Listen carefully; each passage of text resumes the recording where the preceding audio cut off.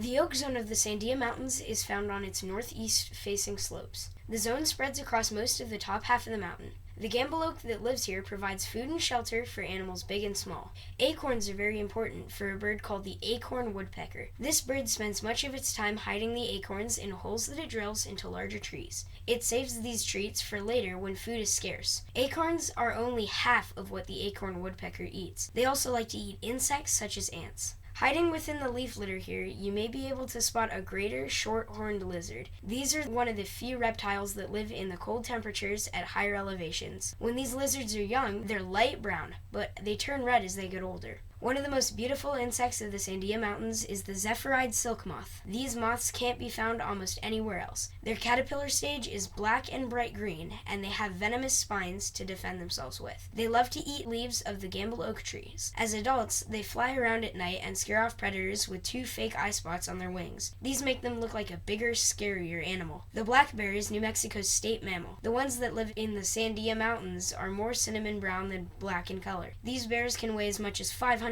pounds. Surprisingly, they like to eat tiny things like berries, insects, and acorns. They have to eat a lot of these tiny foods to fatten up for the winter. If there are not a lot of acorns, they'll travel down the mountain to find garbage cans and gardens so they can get enough food. People and bears are less likely to come in contact if the habitat makes enough food. This keeps the people and bears safer. The acorns from the Gambel Oak are one of the most important food sources in the Sandias. When the mountains get more rain and snowmelt, they make more of these nuts for the mountain's creatures to eat.